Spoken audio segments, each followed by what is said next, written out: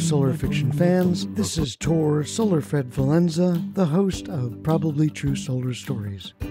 I wanted to let you know that we're almost ready to start Season 2 of Probably True Solar Stories in early June. Huzzah! But before we do, I wanted to give new and old listeners a chance to hear the 3 episodes of our ongoing dark solar comedy, The Solar Heist, or How I Got Into the Solar Business. We'll have another 3 episodes in Season 2, and just like Season 1, there will be some surprising and fun twists and turns, so I hope you won't miss it. Also, if you'd like to tell a fiction or non-fiction mini-story about your solar product or service during Season 2, we've got some new creative sponsorship solutions for that. Please reach out to me through probablytruesolar.com. That's all I wanted to say. Here we go, with all 3 episodes of The Solar Heist, or How I Got Into the Solar Business.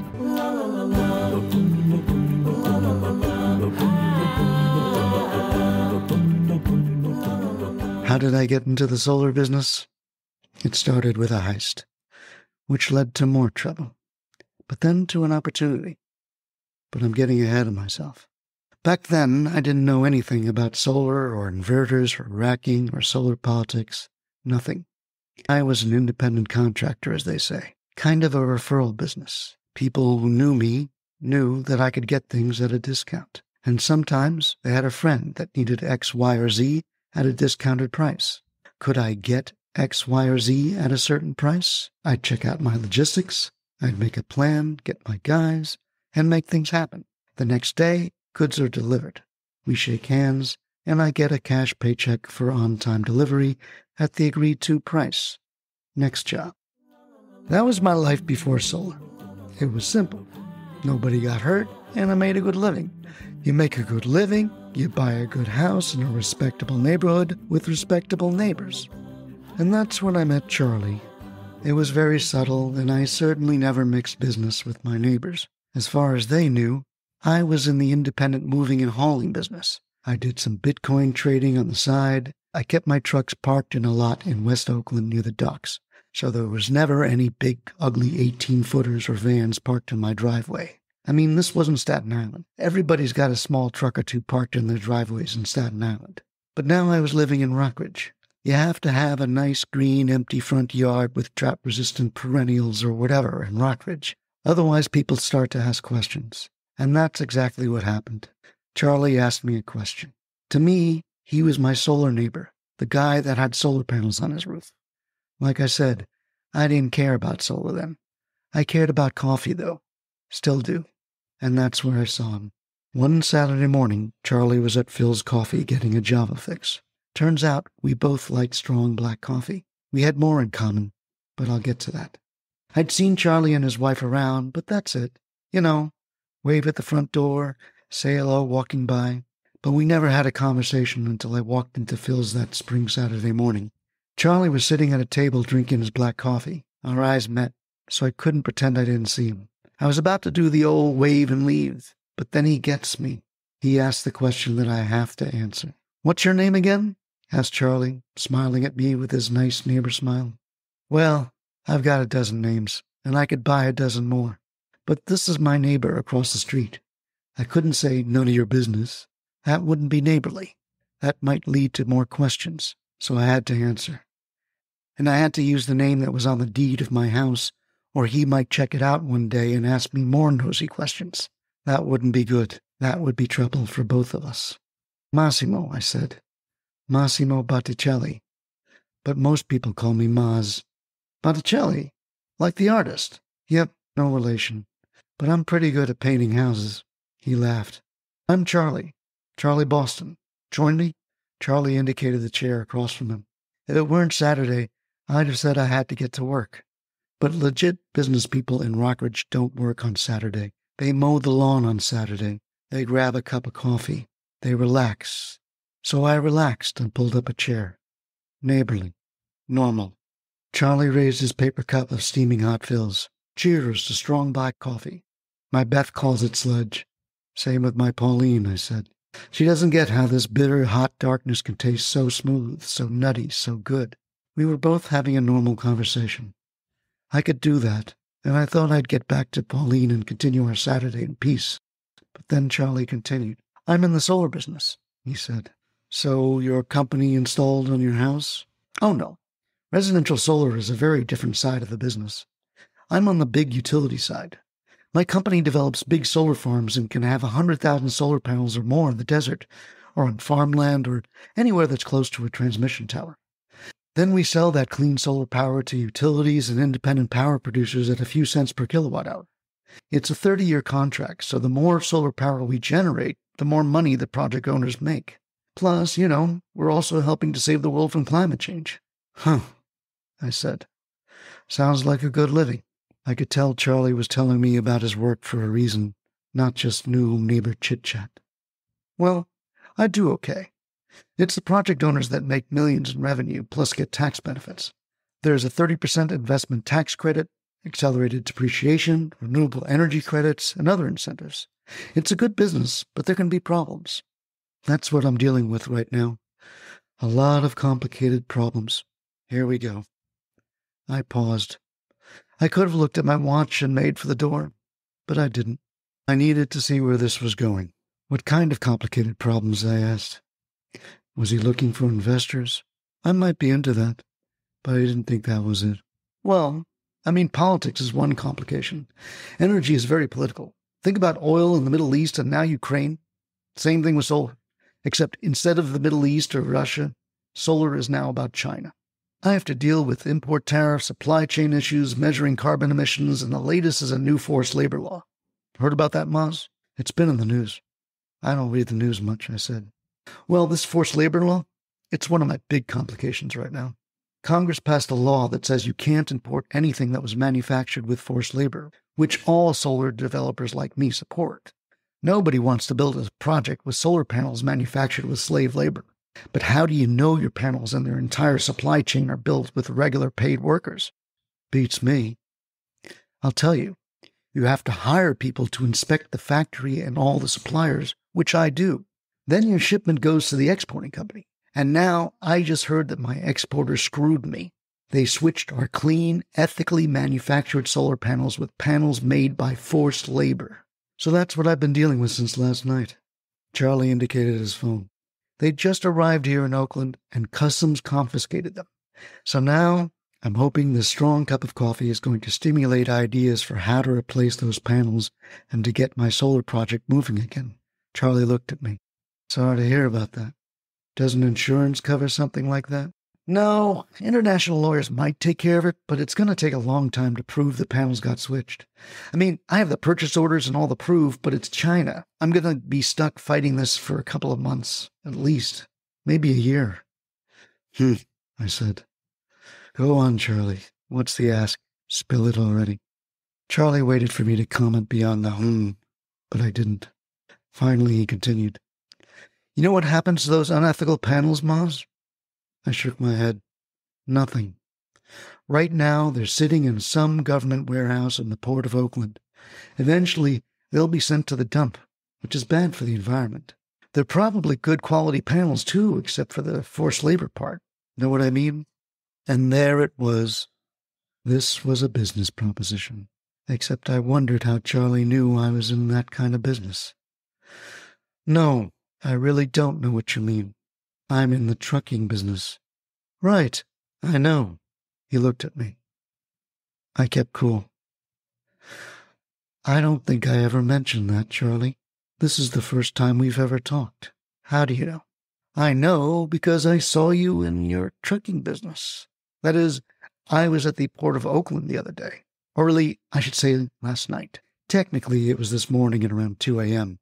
I was trying to convince a certain customs and border protecting person on duty to give me a break about my solar panel mix-up. I said that I would make sure those solar panels would get properly recycled instead of going to the dump.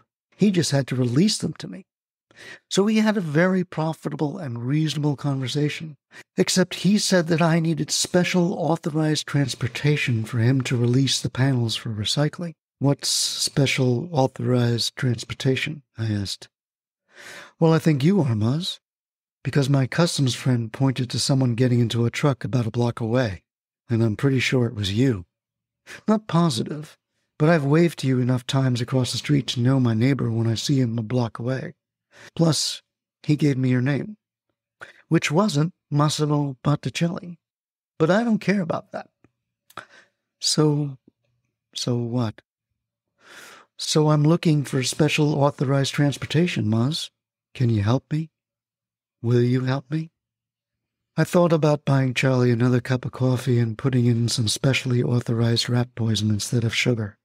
This is awkward, I said. Is it? Said Charlie. We don't need to be friends, Mazz. We don't need to suddenly sell our homes or do anything awkward. This is a huge solar project. It will replace the energy of an entire coal plant, and it will create hundreds of jobs and make a lot of money and clean energy after it's built. We just need to discuss your fees and the location of my shipping containers. You know your business, I know my business, and I don't want to know anything more. I thought about it. Charlie was right. Special authorized transportation was my business. Charlie didn't care if it was legal or about forced labor or anything except getting his solar project built. And that was fine with me. When? As soon as possible. What's going to happen with your exporter? I asked. Oh gosh, I can't say. You're not going to get your money back? Oh gosh, I can't say, Charlie repeated. We both looked at our dark black cups of coffee. I needed to think. I needed to work out logistics, labor, contingencies, and fees. Write down your number, I said. I handed Charlie my paper napkin. Can't I just text you? I mean, we are neighbors. Normally I use burner phones, but Charlie was right again. We were neighbors. Neighbors text each other all the time. Nothing has to be in the text except call me, neighbor, or let's go for a cup of coffee. True, Charlie. True. I texted him my number. Welcome to the solar business, Charlie said, confirming he'd received my text. If anyone asks, you're doing what solar people call procurement. You're sourcing and delivering solar modules for my project. You have these procurement problems often, Charlie? Solar's like any business, Mazz. We have employee challenges, political challenges, technical challenges, and competition challenges with each other, gas companies and wind companies. But it's also a new industry. So people like me have to be creative about finding solutions. Today, you're one of my creative solutions, Mazz. Maybe there will be future problems you can help with. You never know. I stood up. We walked to our street together in silence. I'll text you. Charlie raised his cup of coffee, smiled, and walked across the street. I watched him. Just another Saturday for Charlie. Not for me. In my business, everything always has to go right. It has to be perfect. Because if it's not perfect, 4 things can happen. Number 1, someone can get arrested. Number 2, someone can die or get injured. Number 3, you can waste a lot of time and money. And number 4, all those things can happen. In the case of my first job in the solar industry, lucky me. I got door number 4.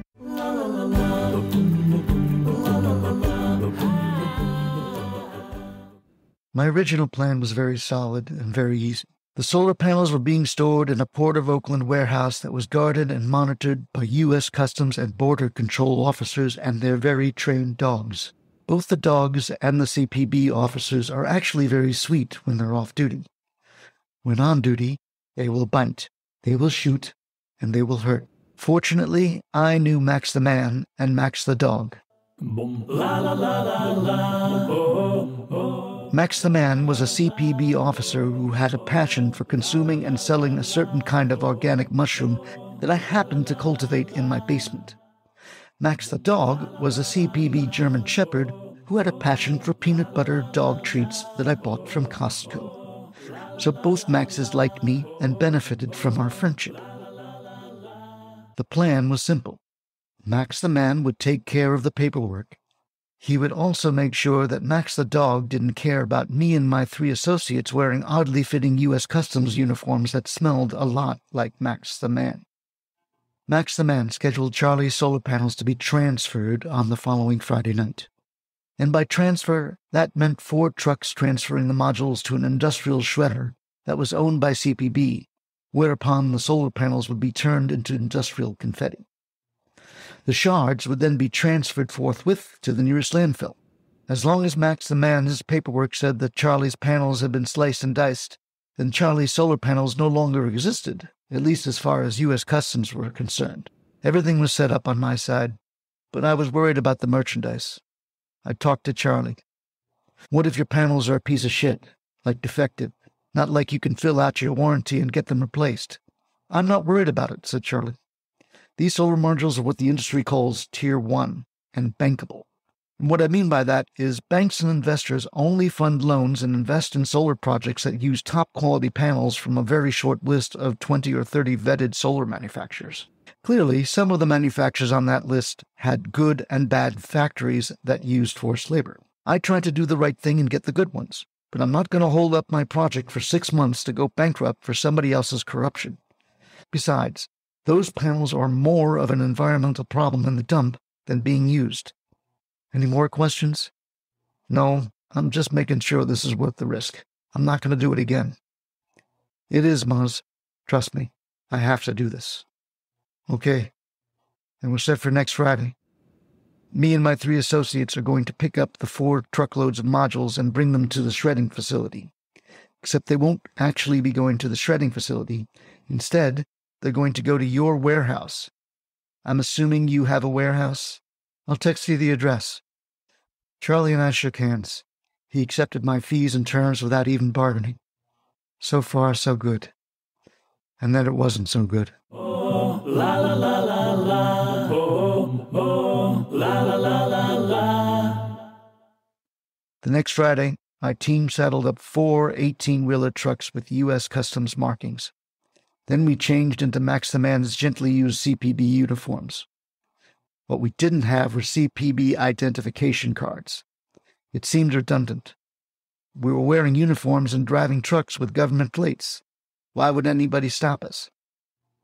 At 10 p.m., Max the Man and Max the Dog met us at the U.S. Customs warehouse where Charlie's shipment of solar panels were waiting for us. I took out my treats for Max the Dog and exited my rig. When Max the Dog saw me step onto the cement, he headed toward me.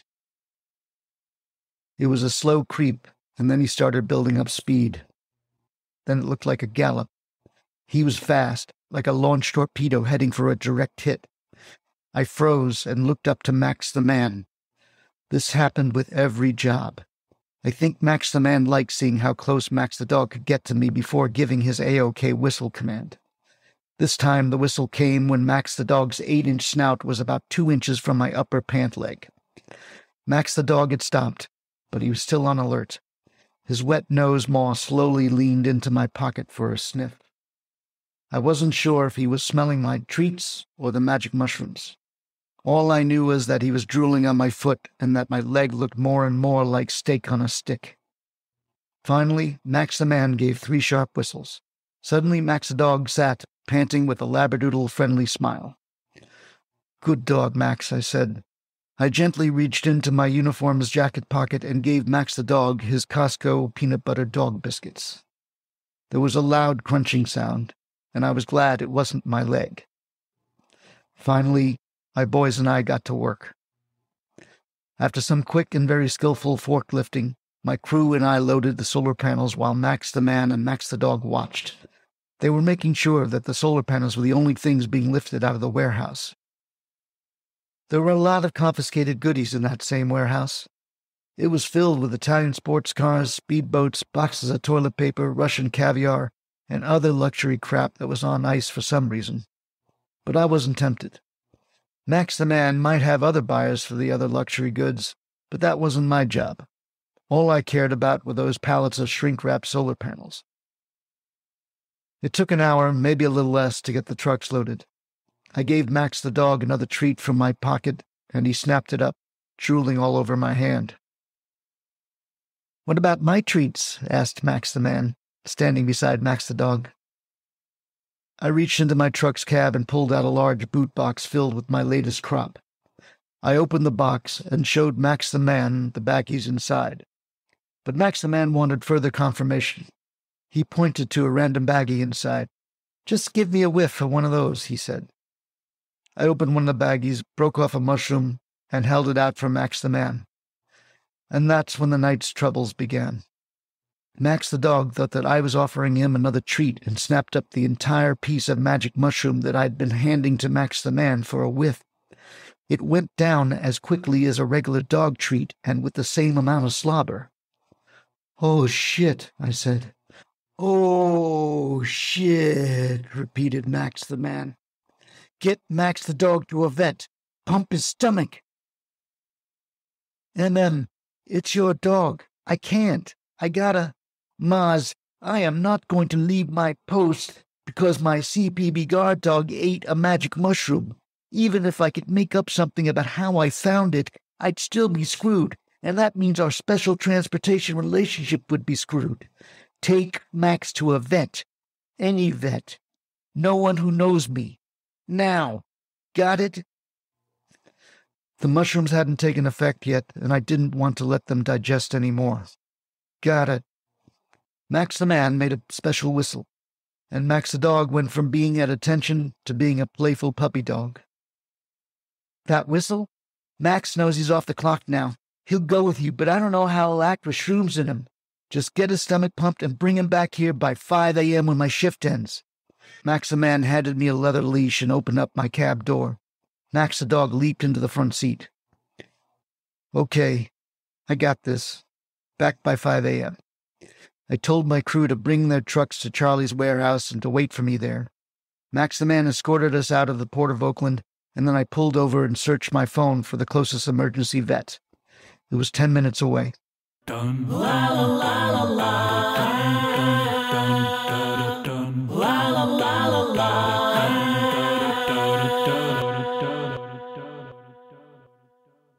I shifted the truck into gear and kept looking at Max the dog, expecting that he would turn into Cujo at any minute.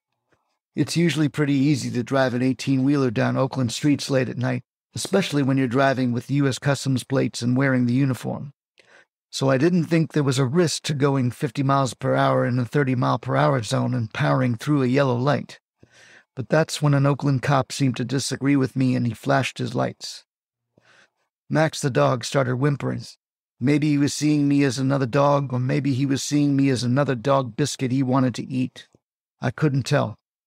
What I did know was that I had no U.S. Customs ID or driver's license or anything except a copy of Max the man's paperwork. I pulled over and shut off my engine. There was no way to risk a police chase. I just had to play along and hope he'd let me off with a warning.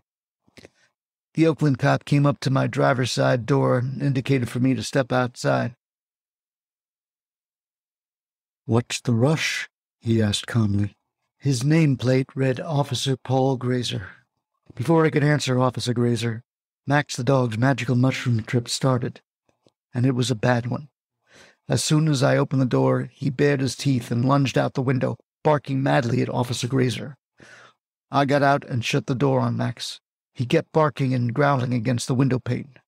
"Max, down," I said.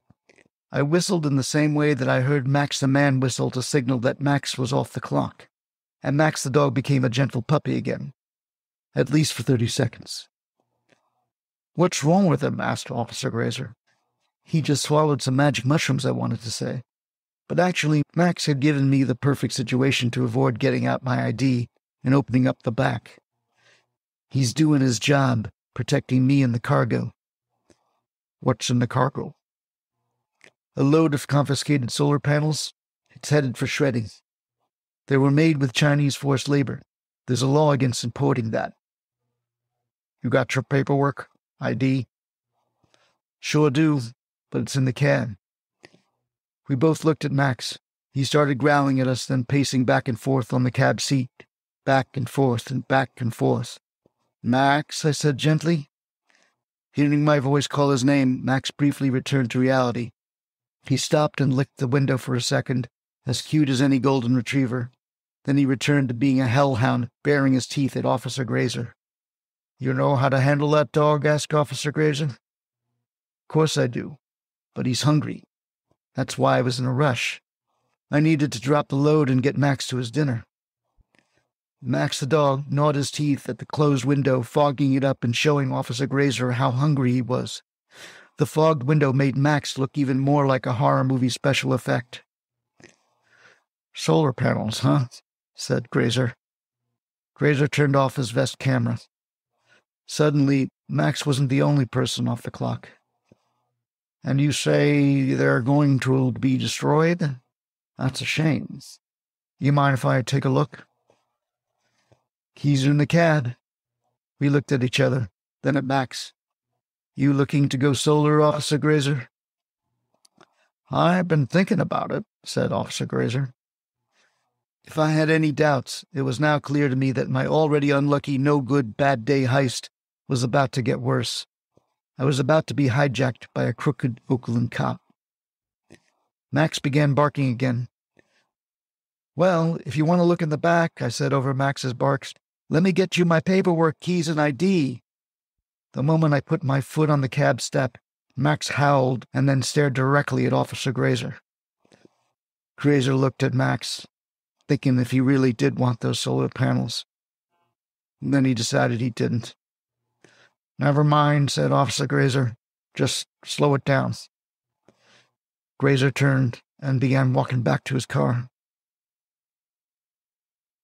Relieved, I opened the cab door just a crack, intending just to slip my leg in, but Max was too agitated. 125 pounds of teeth and muscle nosed its way out of the narrow truck door opening and leaped onto the Oakland street, heading straight toward Officer Grazer. I tried Max's calming whistle, but my mouth was too dry. Only a wisp came out. All I could do was warn Grazer. "Run, you corrupt, donut-chomping fat fuck!" For a second, Grazer turned around with his hand on his gun holder. Then he saw Max heading towards him. Mushrooms are sober. Max the dog knew guns, and he was trained to bite at the hand that held one. And that's just what he did. Grazer dropped the gun. Now disarmed, Max's training told him to hold the suspect. So he went for a taste of Grazer's heel, and I heard a satisfied grrr.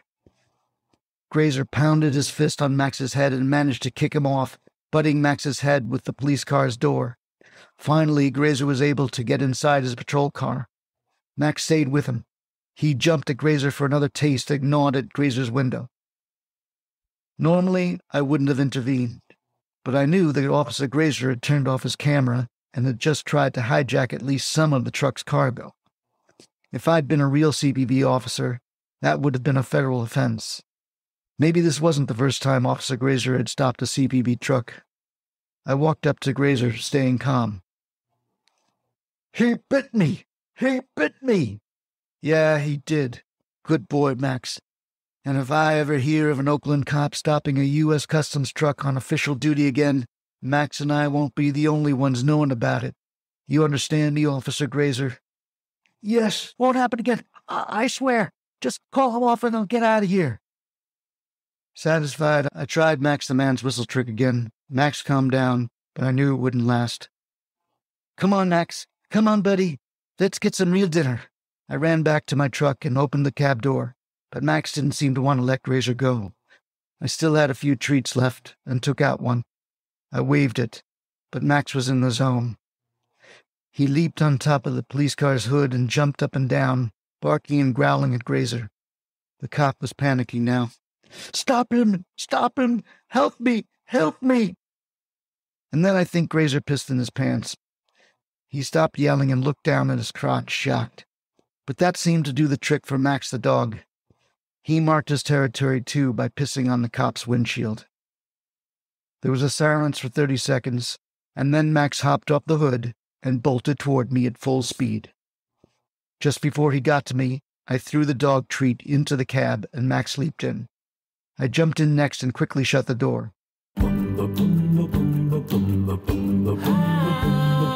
As soon as my door slammed, Officer Grazer peeled out in a U-turn, probably heading towards a nearby urgent care center or emergency room.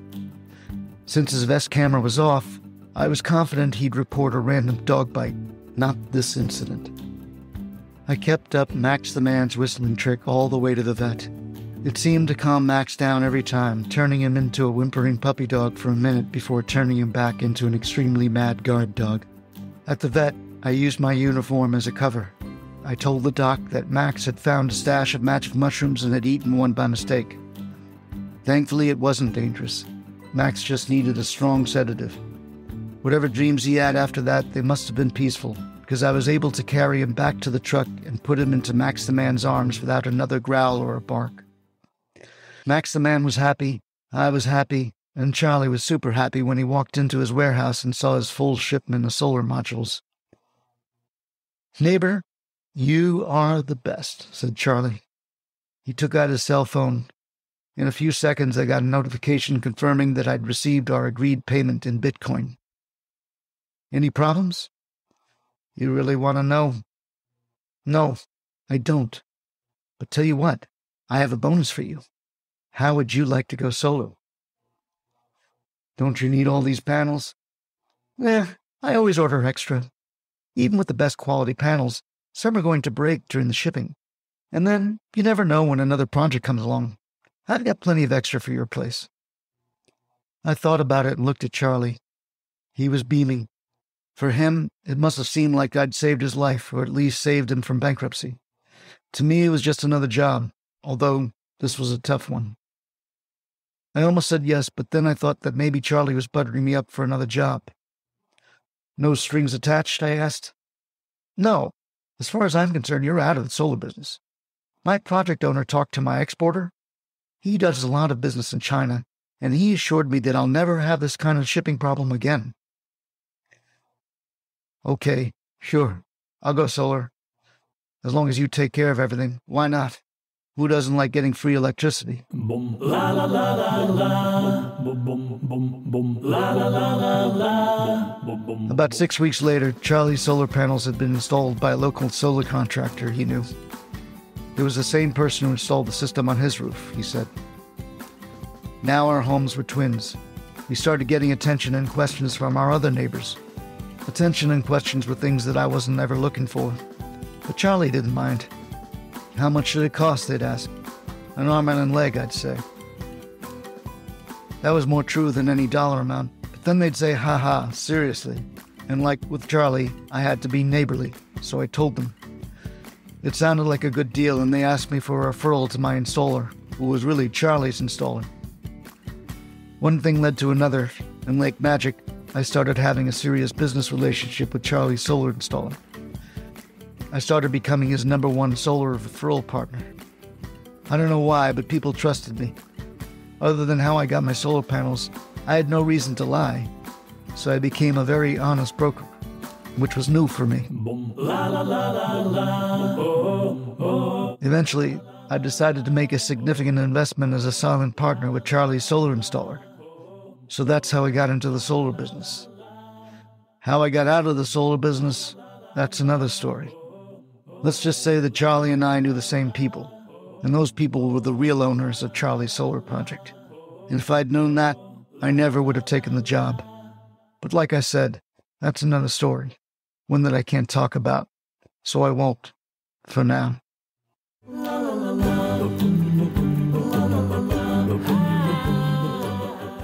Okay, let me be clear about this. I didn't know. Everything about that day was a total surprise. It was a little over a year after the solar panel heist, and I was really enjoying my life. Thanks to Charlie, I'd invested in a legit home solar business. I was minimizing my special transportation business and my special mushroom business. But can we not go there? You want to know what really happened that day? This is what happened. It started completely normal. Charlie and I walked to Phil's for our usual morning cup of muddy, rich, strong black coffee. We weren't being followed. I might have stepped back from my former career, but I would have known. Some skills you don't forget. It was just a normal Tuesday morning talking about the solar biz. How's the project going, Charlie? All good. We're about a month away from PTO. Why does solar have so many acronyms? Instead of PTO or permission to operate, why not permission to turn on, like a light switch? English. Beats me, Mazz. Ask the AHJs and PUCs. I laughed. In the last year, Charlie had taught me a lot about the solar industry. The AHJs are the authorities having jurisdiction. They're your local permitting people from the county, the fire department, the building department, who require their own special sauce of solar regulations and codes. The PUC, that stood for the Public Utility Commission. They're the state utility regulators who make the statewide solar rules and policies. By the way, I need a favor, I said. Charlie looked at me. Legit? Yes, legit. I told you. I'm shutting all that down. The solar business is good. It's going to grow for the next 30 years. I'm just having one problem right now. You need panels. Bad. I told you to stock up, Mazz. I did. Business is good. I'm out again. Come on, Charlie. You gotta know somebody. I've got 10 home projects I could start right now, but I need the panels, man. You gotta know someone. How many? Call it 1,000, I said. Mazz, you've been on the solar coaster for a year now. You know all the distributors. Why do you need my help? Because they want volume. We're doing 10 or 15 jobs a month, 7 kW to 10 kW jobs. That's nothing to them. With your utility scale buying power, just buy me a little extra, will you? You know I'm good for it. Okay, what kind of panels do you need? Thank you. 375 or 400 watt mono or better with 20% or more efficiency. 20% efficiency meant it would capture more sunlight per panel, which meant I'd need to install fewer panels. Fewer panels meant fewer trips to the roof, lower labor costs, and other costs. In other words, more power per square inch for the homeowner and more profit for me. Win-win. I'll see what I can do, Mazz. Thanks, Charlie. You're a prince. Coffee's on me. We arrived at Phil's and I was about to buy our cups of coffee when I saw Richie. He was old, nearing 70, with gray hair, wearing a suit with suspenders. Seeing Richie and his suspenders at Phil's was like entering a funeral home and seeing the deceased in the casket wearing pajamas. You know the guy, but it seemed unreal. It was inappropriate. It was out of place. This was not the place to do our kind of business. This was Rockridge, not Richmond or San Leandro. I wanted to tell him to leave, but I was with Charlie. The thing to do was to ignore him and talk on the phone later. But Charlie screwed up that plan when he shook Richie's hand. "Richard," said Charlie warmly, "I didn't know you were a Phil's fan. Who doesn't like great coffee?" Richie turned and looked at me blankly. "Richard Prout." He held out his hand and smiled. I shook. Richie may have been pushing 70, but he squeezed my hand like a rock. The kind of pressure that says, "Shut your pie hole," or else. "Massimo Botticelli," I said, "like the painter, but I just paint houses." It was my standard joke, like I was meeting Richie for the first time. He seemed to like the act and smiled as if he'd never heard it before. "Richard is the asset owner of my big solar project that I'm finishing," said Charlie. "Max is my neighbor from across the street. He's also in the solar business, but just on the residential side." "Small world," said Richie. "You two living next to each other and both in the solar business." "With the passage of the IRA, the industry's expanding fast," said Charlie. "What brings you to Rockridge, Richard?" "Oh, I was supposed to meet a friend, but he canceled at the last minute. I'm heading back to the office. I'll see you over there, Charlie. Nice to meet you, Massimo. Keep up the good solar work." "Thanks. You too." Richie picked up his paper cup of Phil's and left. "He's your project owner?" I asked Charlie calmly. "That's the one. I'm just the developer. I'm like the conductor of the solar construction orchestra. Richard's the real money man who owns the theater and collects all the money at the box office, and his tax equity financing partners too, of course." I nodded, but didn't say anything. We got our black drips and headed back. Charlie could tell I was upset about something. "What's wrong, Mazz? You think I'm going to mark up your panels?" "I wouldn't do that to you. I still owe you one for last year. Besides, we're friends." We were. A year after our solar panel heist, Charlie and I were friends. So would it be better to tell my friend that his project owner had another name? I knew him as Richie. In my world, I knew a lot of Richies. None had last names, but you had to tell them apart, so I gave them a last name. Richie Cars was a car mechanic and an international car recycler, and by that I mean he stole cars and resold them overseas. Potato, potato. Richie 3 times was a loan collector that you didn't want to see more than 2 times, because if you did see Richie 3 times, he was no longer there to collect money. You'd be lucky if he just collected a finger or two. This Richie, Charlie's Richie, I called him Richie Dumpster. How do we know each other? Well, as you know, I'm in the trucking business. I own a few roll-off trucks.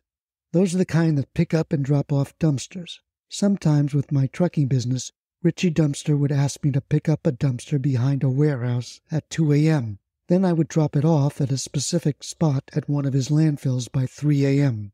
It was an easy $10,000 NQA. Yeah, that's right. I got acronyms in my world too.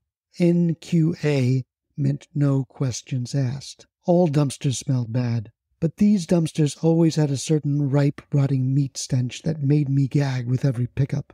Did Charlie know about Richie's waste removal and landfill business? If he didn't, would it be best for him not to know? I had to ask. Charlie, by any chance, is your big solar project built on a landfill? Yeah. How'd you know? Landfills, brownfields, and Superfund sites are all great land for solar these days. They're near utility infrastructure, so that's great. Plus, there's a bonus 10% investment tax credit on top of the standard 30% tax credit. Richard heard about the tax benefits and put out an RFP. I won the bid. Why? I just smelled something rotten on Richard, but I couldn't quite place the smell. I looked at Charlie. Based on how we met with our panel heist, I wouldn't be surprised if Charlie knew about Richie Dumpster's other businesses. But Charlie didn't act scared. He should have been. I was. But I didn't think this was the time to tell him. First, I had to see what Richie Dumpster wanted. Maybe it was just an NQA pickup and delivery. I sure hope so. I waved to Charlie with my Phil's mug, and we parted ways to our respective homes. As soon as I walked in the door, I saw a crushed Phil's paper cup crushed under the seal of my garage door. It looked like garbage, but I knew it was a note. I tugged it out. Scrawled on the outside, it said, "Roll-off job at 1 a.m." Next to that was the address of a landfill where I'd previously made Richie's dumpster deposits, and that was now the site of Charlie's big solar project. Usually Richie Dumpster contacted me through George One-Way. George's last name was One-Way because he would only call you from an unlisted number, so there was no way to call George back. If Richie was trying to meet me directly at Phil's, it meant that George One-Way was either dead or running. I wondered if Charlie and I should do the same, but giving up our lives in Oakland was a lot to throw away on an assumption. I wanted to believe that this was just a friendly job, the same as any other job with Richie, who paid on time and paid very well.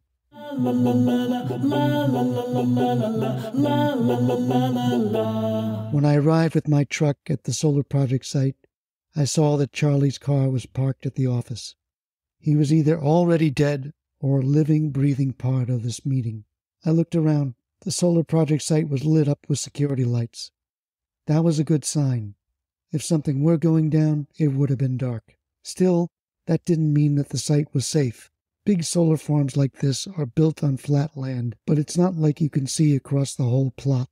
Sticking out of the dirt like square lollipops were rows and rows of single-access solar trackers with solar panels.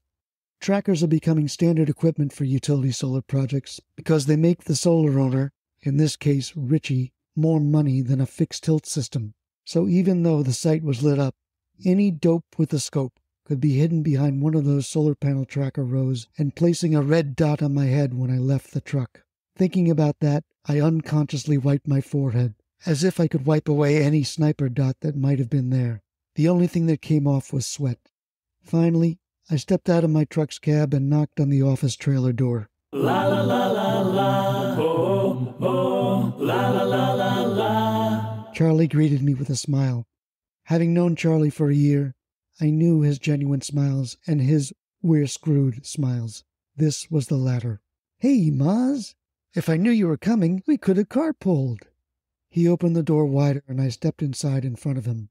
I was hoping he could see the bulge of my 9mm Luger that was tucked in my belt behind my shirt. Richie Dumpster sat behind a desk, still wearing the same Richard Prout suit that I saw him wearing at Phil's. His gray hair was perfectly combed for business. Other than Charlie, no one else was there. That was a relief. It was another good sign that this was just a business call. A well-paid business call.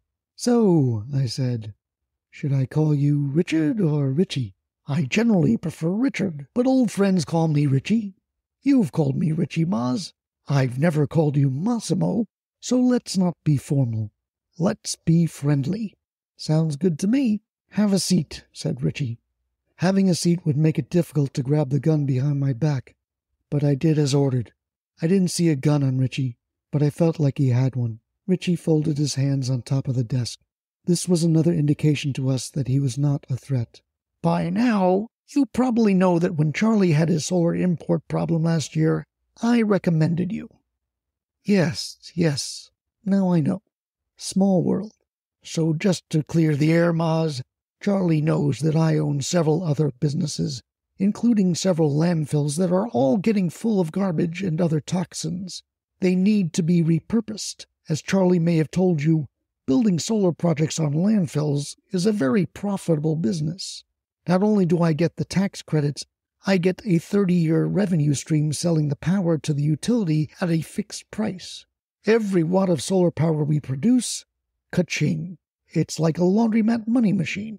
If you maintain it well, it runs itself, and you can collect a steady income. And this particular solar money machine is about to turn on in a month. PTO, I said. Permission to operate? Correct. So how can I help? Well, according to my records, Mazz, you have delivered 4 dumpsters to various parts of this former landfill. I know the exact coordinates of where those deliveries were made, just in case I'd ever have to move them. Richard took out a large paper ledger from his desk and opened up a bookmarked page. And now my excellent record-keeping is paying off, because a certain friend of ours named George has been arrested by the FBI. I'm told he's going to talk. And the only way George is going to reduce his sentence is if he can prove that there are cats buried under this beautiful, productive, money-making solar farm. Cats? Asked Charlie. This is about cats? It's an acronym, Charlie. It stands for Certain Awful Things. Thank you, Mazz. Yes, certain awful things. Things like green shag carpets, bell-bottom jeans, and disco balls. Many awful things get thrown away and buried in landfills. In any case, these things, these cats, are toxic. So in order to avoid a fine, I need to move them to a proper area. And that's where you come in, Mazz. I need some of your very special authorized transportation. Sure, no problem, I said. I know how to use an excavator. I could dig this up myself. What's Charlie got to do with it? Excellent question, Mazz. You see, Charlie is not only an MBA, but he's also an electrical engineer. I'm not. I only know where the cats are buried. Of all the people who are part of this solar project, Charlie's the only one I could trust to help you dig up those cats without delaying PTO or getting you electrocuted, neither of which I want. You're welcome, Charlie said to me. I turned to Richie Dumpster. So, Richie, let me get this straight. You want me and Charlie to dig up your 4 cats by tomorrow morning and move those cats to another location. That's it.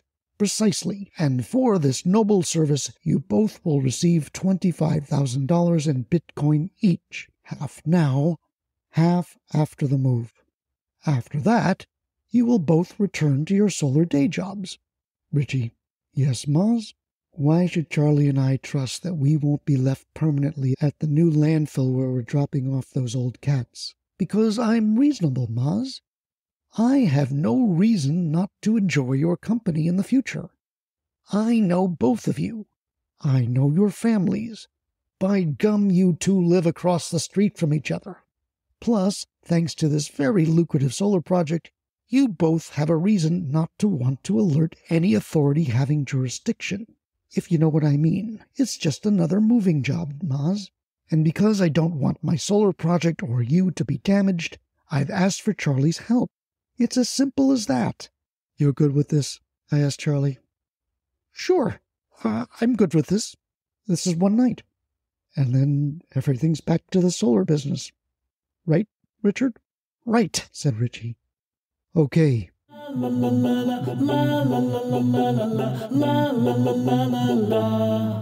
With the blueprints and ledger in Charlie's arms, we brought the excavator to the first set of coordinates. I don't like this, Charlie.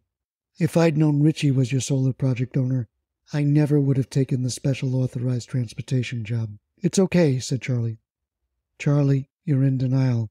Richie is not a sweet old man with suspenders. Richie kills people.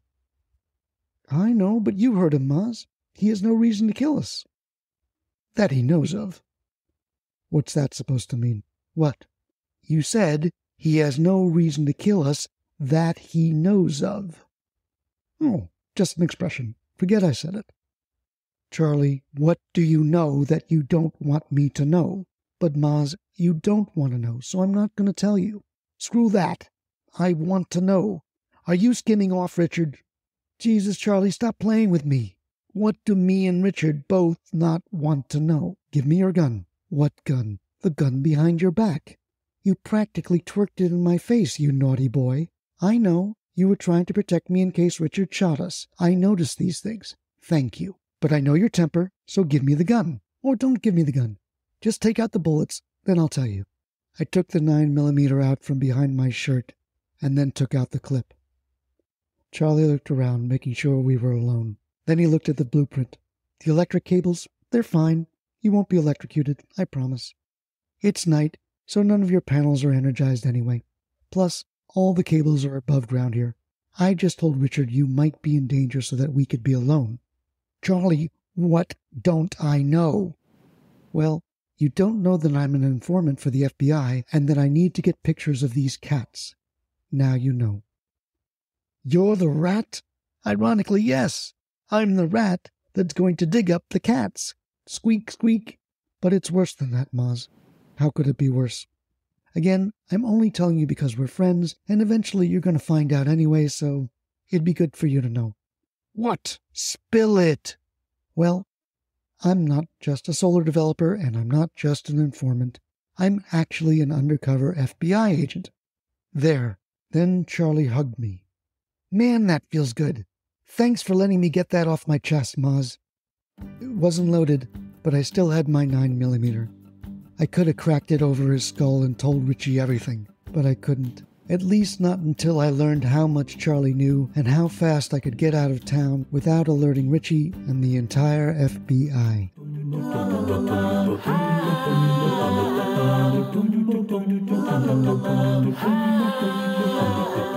And now you're caught up on the Solar Heist, or how I got into the solar business. For the Season 2 launch date, fill out the newsletter form at probablytruesolar.com to be the first to know when we're ready to go. This is Tor SolarFred Valenza. Please follow me on Twitter at SolarFred or at ProbTrueSolar. Probably True Solar Stories is a production of Unthink Solar PR and Communications. Be bold for solar, stand out, and educate.